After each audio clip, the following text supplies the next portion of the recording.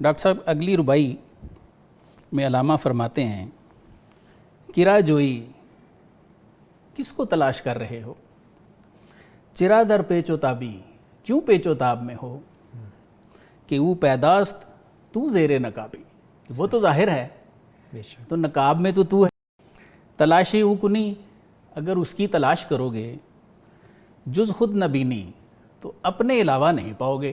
صحیح. ٹھیک ہے. آگے فرماتے ہیں تلاش خود کنی جو زو نیابی، اور اگر اپنی بھی تلاش کرو گے تو اندر سے وہی نفخہ نکلے گا وَنَفَخْتُ فِيهِ مِن روحی. ٹھیک ہو گیا. تو سر یہ بتائیے کہ کیا بندہ ہی مظہر کبریا ہے؟ بے شک پروفیسر، سر بندہ ہی مظہر کبریا ہے. اللہ تعالیٰ نے یہ تو، آپ اگر سب سے پہلا وہ نیابت والا عہد بھی دیکھیں جو اللہ نے فرشتوں کو بتایا کہ میں انی جاعل فی الارض خلیفہ، انہوں نے فائزہ سویتہ ونفخت فیہ من روحی فقعوا لہ ساجدین. ان تمام آیات کو دیکھ لیں، اللہ نے جو تکلم کیا ہے اپنی طرف چیزیں کر کے، صحیح، ان تمام چیزوں سے بڑا واضح پتہ چل رہا ہے کہ اللہ تعالیٰ اپنی تخلیق کا وہ شاہکار بنانا چاہتا ہے جس سے اپنی معرفت کے چشمے آگے جاری کرنا چاہتا ہے. بالکل ٹھیک ہے.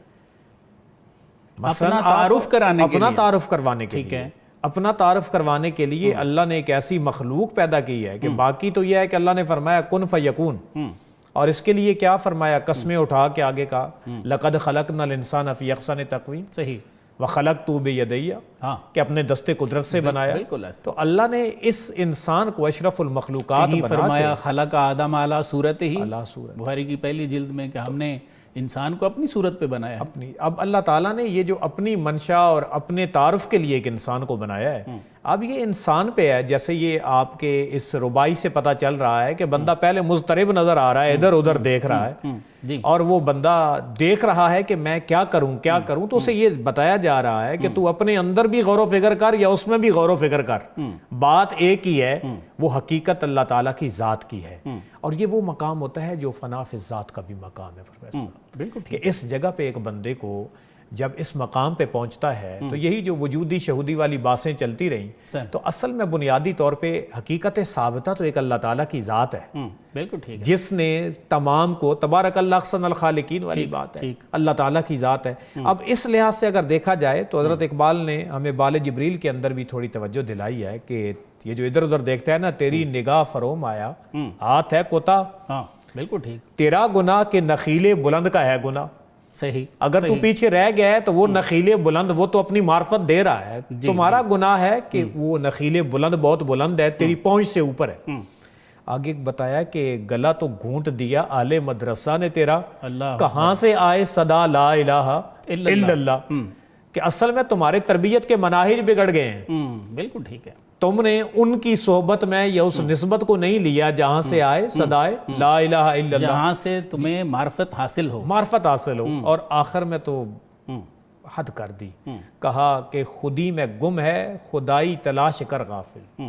صحیح، کہ خودی میں گم ہے خدائی تلاش کر غافل، یہی ہے تیرے لیے اب صلاح کار کی راہ. صحیح، کہ یہ تم اپنے اندر غور و فکر کرو، وہی بات ادھر بھی دیکھو گے تو اسی کو پاؤ گے، اس کو بھی دیکھو گے تو ادھر ہی پاؤ فرماتے گے. ہیں نا ضمیر کن فکاں غیر از تو کس نیست، غیر از تو کس نہیں، ضمیر کن فکاں تیرے علاوہ اور کوئی نہیں ہے، اور کوئی نشان بے نشان غیر از تو کس نیست، اور اس بے نشان کا نشان بھی تیرے علاوہ اور کوئی نہیں ہے. قدم بے باک تر نے در رہے زیست، کہ بے باک ہو کے قدم رکھ زندگی کی راہ میں، کہ در پہنائے جہاں غیر از تو کس نیست، کہ اس جہان کی وسعتوں میں تیرے علاوہ اور ہے کون؟ اور ہے کون؟ کوئی بھی نہیں ہے، تو ہی ہے. اچھا، اس کو مولانا نے بڑے اچھے انداز میں فرمایا. آپ فرماتے ہیں کہ یہ جو کائنات ہے یہ عالم اصغر ہے اور انسان عالم اکبر ہے، اور اس نفخے کی وجہ سے فرماتے ہیں. بے شک. ٹھیک ہے. اور ایک اور بڑا ہی پیارا کلام مجھے یاد آ رہا ہے، وہ ایک نام آپ نے سن رکھا ہوگا، عمر خیام کا. جی جی. تو ان کی ایک ربائی ہے، تو اس میں وہ پوچھتے ہیں کہ محبوبم را، اس محبوب کو بچشم دل دیدم، میں نے دل کی آنکھوں سے دیکھا. صحیح. پرسیدم، تو فرماتے ہیں میں نے پوچھا تو کیستی، تو کون ہے؟ تو فرماتے ہیں گفت، اس نے کہا تو صحیح. تو یعنی یہ نفخے کی آواز ہے، نفخے کی آواز. نفخے کی آواز ہے. تو علامہ اس میں جتنا فرما رہے ہیں وہ فرما رہے ہیں کہ سب کچھ تو تیرے اندر ہے، ٹھیک ہے. ٹھیک ہے. اور ایک وہ ڈاکٹر اسرار صاحب ایک دفعہ فرما رہے تھے کہ یہ جو قرآن کی آیت ہے والاول والآخر والظاہر والباطن، تو فرماتے ہیں کہ اول آخر کی تو بات سمجھ آتی ہے، صحیح ہے. باطن کی بھی سمجھ آتی ہے، تو یہ جو الظاہر ہے اس کی نہیں سمجھ آتی، لیکن کہتے ہیں جی مطلب اس کا تو ظاہر ہی ہے لفظی اعتبار سے، لفظی اعتبار سے، لیکن یہ سمجھ نہیں آتی کہ ذات ظاہر کس طرح سے ہے. لیکن ہے تو صحیح جب قرآن کہہ رہا ہے بے شک. والظاہر والباطن. بالکل. تو علامہ صاحب نے اور باقی جو ہمارے صالحین ہیں جی جی. انہوں نے اسی طرف جو اشارہ ہے انسان کے اندر، اس کے سینے کی طرف، اس کے قلب کی طرف، اس کے نفخے کی طرف، ادھر ہی اشارہ فرمائے. کیا فرماتے ہیں سر؟ دیکھیں تعین بہت ضروری ہے ظاہر بھی نگاہوں کے لیے بھی. صحیح. جو فیض کے طرق بتائے گئے ہیں، مثلاً انبیاء کرام کو انسان کی جنس سے ہی بھیجا گیا. صحیح. اور انسان کی جنس سے بھیجنے کا مقصد یہ تھا کہ مانوسیت اور یہ چیزیں پیدا ہوں. صحیح، بالکل صحیح. تو اللہ جل مجدہ نے اپنی معرفت کے لیے جو سب سے بڑی دلیل کی ہے وہ اسی ظاہر بھی اور ظاہر نظر آنے والے انسان کو بنایا ہے. بالکل ٹھیک. قرآن نے بھی تو کہا ہے سنریم آیاتنا فی الآفاق وفی انفسہم. صحیح. ہم اپنی نشانیاں انہیں آفاق میں بکھری ہوئی بھی دکھاتے اور ان ہیں، کے اپنے وجودوں میں اپنے وجود میں سمٹی ہوئی بھی دکھاتے ہیں. واہ. اور ایک اور آیت کو آپ ملا لیں والذین جاہدوا فینا لنہدینہم سبلنا، کہ وہ جو ہمارے لیے مجاہدہ کرتے ہیں یا غور و فکر کرتے ہیں ہم ان کے لیے راستوں کو کھول دیتے ہیں. وَإِنَّ اللَّهَ لَمَعَ الْمُحْسِنِينَ. اور اللہ محسنین کو اپنی معیت سے نوازتے ہیں. میت سے نوازتا ہے. بالکل. تو اب اس سے مراد یہی وہ لوگ ہیں محسنین کنہیں کہا گیا ہے کہ جو اللہ کی جستجو کے اندر آگے بڑھتے چلے جاتے ہیں.